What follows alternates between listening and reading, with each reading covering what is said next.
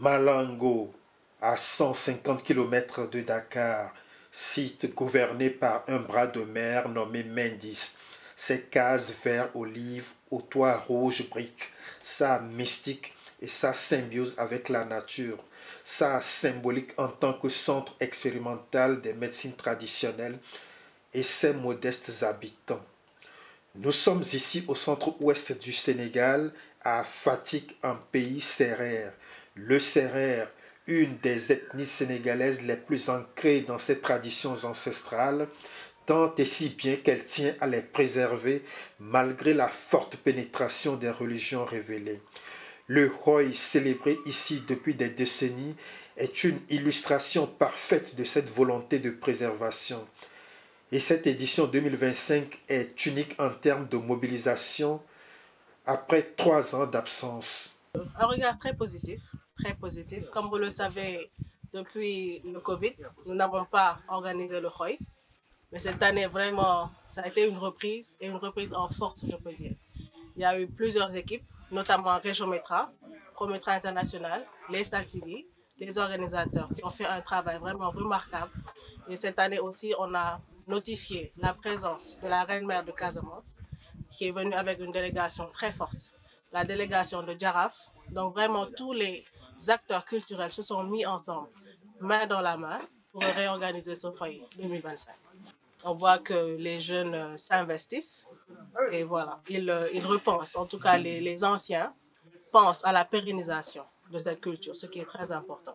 Donc hier, on a vu vraiment beaucoup de jeunes qui ont participé et ça, en tout cas, redonne espoir que la culture ne va pas, je ne veux pas dire mourir, hein, mais en tout cas, ça donne plein d'espoir que la jeunesse va vraiment participer au développement culturel de notre pays.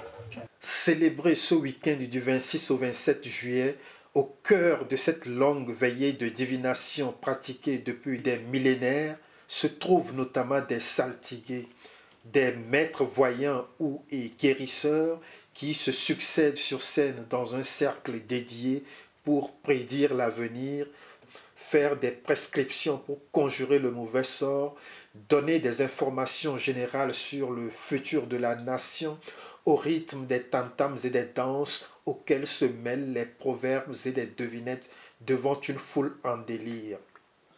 Saltigué, d'abord, c'est un chef coutumier. Saltigué, c'est un voyant.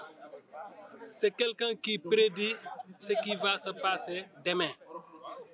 Mais en général, aussi, le saltigué est aussi guérisseur. Le saltigué, ça englobe tout ça. Mais autant, c'était vraiment un chef coutumier qui prédisait l'avenir.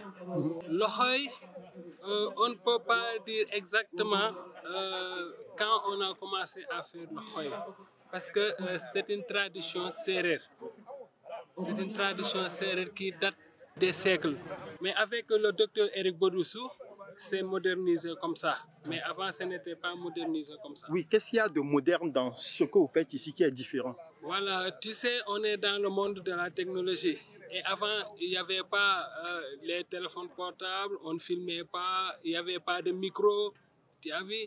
Mais avec le docteur Bodoussou, il y a le micro, tu peux parler, tout le monde entend. Ça se médiatise partout dans le monde. Maintenant, beaucoup de personnes connaissent la tradition sérère à travers cette khoy.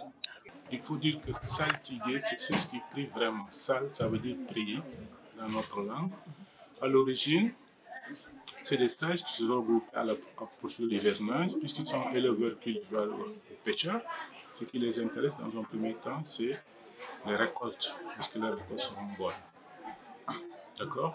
Et donc, à chaque fois qu'ils vont et qu'ils font des prières, le bon Dieu accepte ces prières. Et on a fini par les appeler ceux qui prient vraiment. C'est là l'étymologie. La particularité cette année, c'est que les saltigués sont venus de toutes les régions. Du pays. Du pays. Il y a eu une représentation du Bureau national des thérapeutes du Sénégal. Il y a eu l'Ndepeka, cette thérapie de groupe chez les femmes côtières là, au niveau de Dakar. Deux groupes, un groupe de Rufisque et un autre groupe de Yoff. Mais il y a eu aussi la reine-mère qui ne se déplace pas comme ça à n'importe quelle occasion. Donc, c'est un projet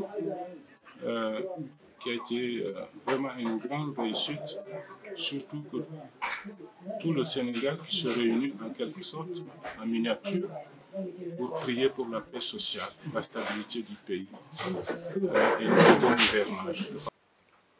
Le Roy est fait de rites et rituels, des séances de prière pour la paix, la stabilité et le développement endogène durable. La cérémonie apporte à la communauté des réponses aux questions clés comme la pluie, les fléaux ou les maladies et les remèdes. Le fondateur du Centre Malango semble particulièrement émerveillé par cette édition 2025. Revigoré par la jeunesse des Saltigués, cela présage de son point de vue des lendemains chantants pour la perpétuation de cette tradition ancestrale. Le docteur Bodossou passe en revue les prédictions et les prescriptions issues de leurs belles prestations. Je vois que la génération montante de Saltigué est une réalité. Et ce n'est pas une génération montante, disons, médiocre ou passable. Non, c'est une génération montante qui a montré qu'ils ont aussi le pouvoir de vision, le pouvoir de prescription de maladies, de pouvoir. Donc, ça a été quelque chose de très encourageant pour ce que nous faisons depuis 1971, dont la relève va être une réalité. Et l'autre aussi qui me plaît beaucoup, c'est que les prescriptions ont été d'une facture très très élevée.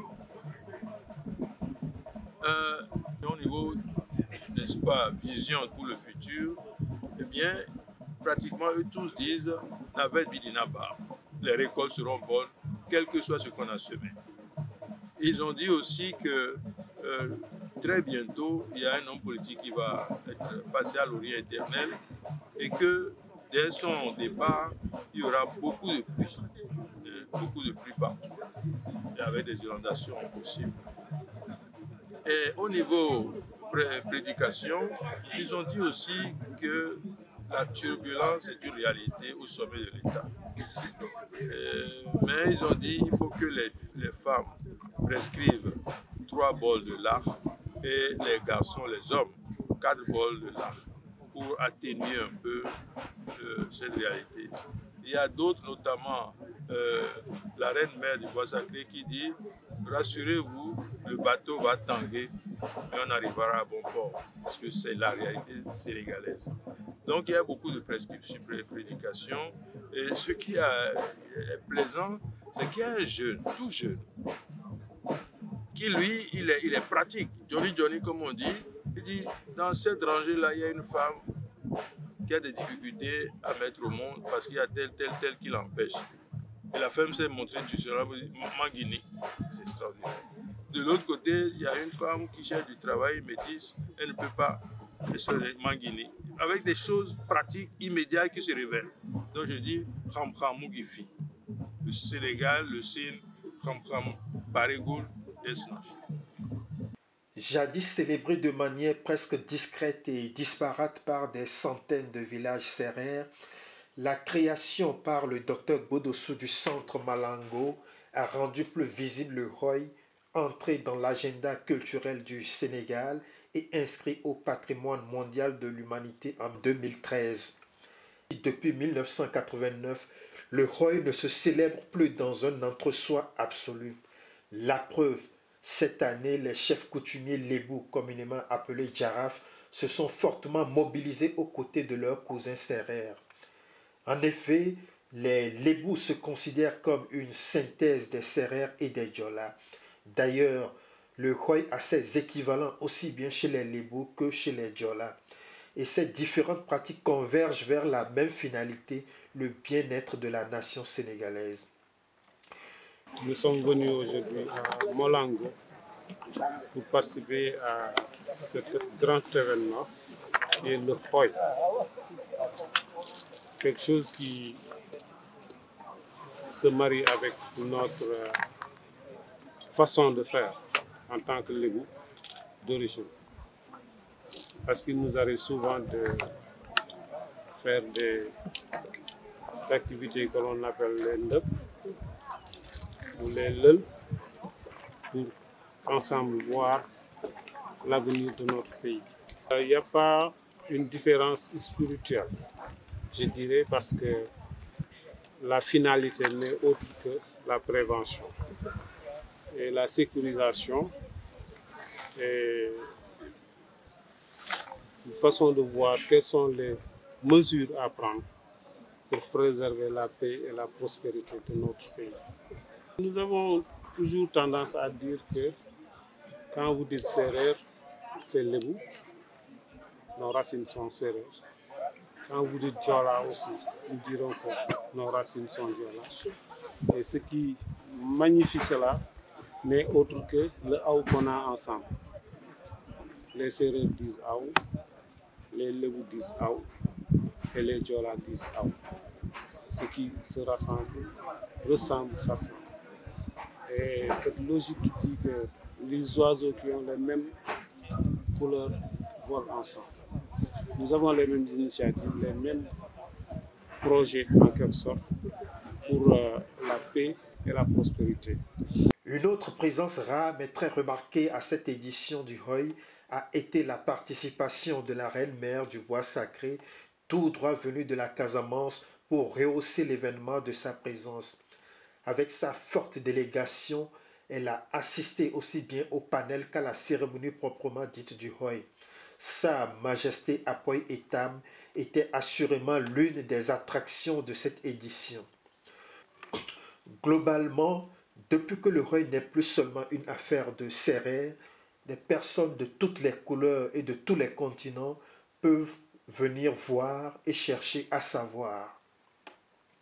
Le Hoi est étroitement lié aux médecines traditionnelles africaines.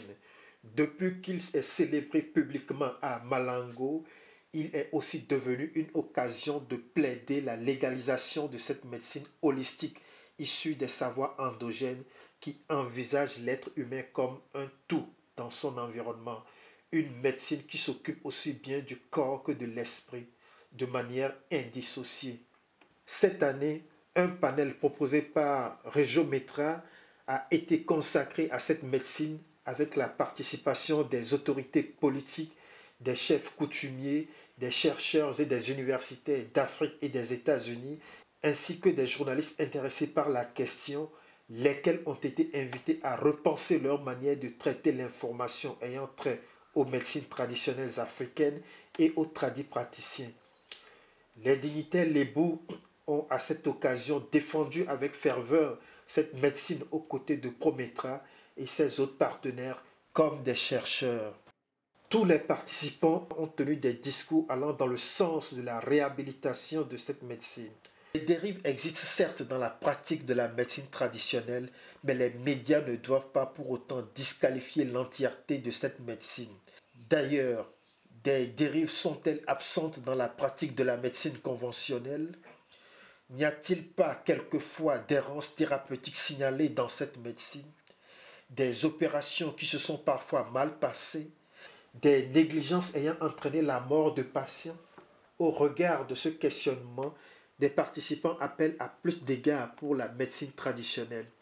L'autre point, c'est d'ajuster la communication pour que des savoirs, sur des savoirs qui sont non écrits, souvent, pas toujours, c'est des savoirs oraux, donc ces savoirs-là, déjà qu'il faut les chercher. Mais en fait, du coup, le mode d'investigation va pas être pareil que pour l'écriture, ceux qui ont laissé l'écriture. Il y a ces savoirs qui sont écrits, mais ils sont écrits en arabe. Ñun ñëpp arabe la ñuy làkk ndax lu ñu fi bàyyi lu bëri ci arabe lañ ko tënk. Donc ces gens-là, quand il faut pouvoir mettre en exergue les rituels, les non-dits, l'oralité permet de saisir les récits de soins et les trajectoires thérapeutiques. En fait, un autre point qui concerne l'axe méthodologique, c'est d'éviter probablement l'exotisation, tout ce qui est sensationnel ou tout ce qui paraît folklorique aujourd'hui, notamment la médiatisation des guérisseurs, qu'on pourrait peut-être appeler entrepreneurs à la télé, qui sont là, qui ont besoin de la télé pour survivre. Prêtez attention à la stratégie parfois douteuse des technologies qu'on appelle nous des technologies de confession, c'est-à-dire quand les gens appellent à la télé pour dire qu'ils sont bien témoins de ce qu'ils font et qu'ils sont bien. Je ne dis pas que tous ces gens ne sont pas des gens de confiance, mais je dis que beaucoup de guérisseurs connus, respectés, très consultés vivent dans les profondeurs du Sénégal. Ils n'ont pas besoin de la télé. C'est la télé qui vient vers eux. Ce n'est pas par là que passe leur légitimité. Et ces guérisseurs, il faut aller les chercher. Donc pour rendre service aux guérisseurs, il serait important de se pencher sur les guérisseurs qui rendent service aux communautés en toute discrétion et de façon très humble. Dans cet axe-là, l'axe méthodologique, qu'est-ce que je visais? C'est de développer chez les journalistes des capacités d'écoute active, d'enquête éthique. Vous avez une déontologie, mais ici d'enquête vraiment éthique, de restitution très sensible, notamment par le biais du reportage, comme la Maison des reporters peut le faire, très très approfondi, très documenté, par le portrait de ces guérisseurs qui s'en vont et parfois où la transmission est problématique. Par le podcast, vous avez énormément d'outils aujourd'hui. De ce panel fort enrichissant est tiré un document officiel de plaidoyer intitulé la Déclaration de Malango. Déclaration de Malango. Les 26 et 27 juillet 2025, Prométra International a organisé le rituel du Khoy des Saltigui au Centre expérimental des médecines africaines, dit le Centre Malango de Fatick. Une occasion de rencontre de tous les leaders traditionnels africains, culturels, spirituels, venant de toutes les régions du pays, pour unir leurs efforts, leur énergie, leurs connaissances, leur savoir, pour prier pour la paix dans notre pays et pour le développement harmonieux et durable du Sénégal. En marge de cette rencontre, Région-Métra, le réseau des journalistes pour la promotion des médecines traditionnelles, a organisé un panel sur le thème « On ne développe pas, on se développe ». Nous devons trouver des solutions locales à nos problèmes locaux en Afrique. Rôle et perception des médias. Les participants du panel des 26 juillet déclarent, premièrement, que les autorités mettent en place un cadre légal, structuré, rigoureux pour la pratique des médecines et traditions africaines au Sénégal avec des décrets d'application. Deuxièmement, au niveau du gouvernement, notamment au ministère de la Santé, mettre en place 2 directions parallèles, celle de la médecine traditionnelle et celle de la médecine conventionnelle, et ainsi permettre le libre choix de sa médecine aux citoyens sénégalais et à toute personne vivant au Sénégal. Aussi, encourager et appuyer des recherches collaboratives entre les 2 médecines afin de trouver des solutions innovantes et des découvertes sérieuses pour faire face au développement de santé et de bien-être de notre humanité. L'objectif de Prométra et de ses partenaires n'est pas de démanteler la médecine conventionnelle, mais de légaliser la médecine traditionnelle, d'aider ces praticiens les plus sérieux, les plus crédibles et les mieux organisés comme Prométra, et de permettre ainsi aux citoyens de choisir sa médecine.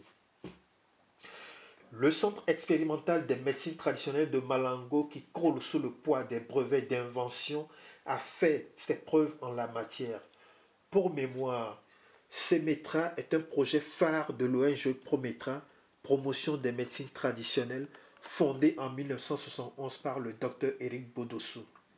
Médecin spécialiste en gynécologie obstétrique et en psychiatrie, le Dr Bodossou est un pur produit de l'école d'Hippocrate avec des décennies de pratique, mais qui n'a pour rien au monde la moindre intention de renoncer ou de mépriser la médecine de ses ancêtres, dont Malango est le porte-étendard, en guérissant notamment des maladies virales incurables face auxquelles la médecine moderne est impuissante et limitée.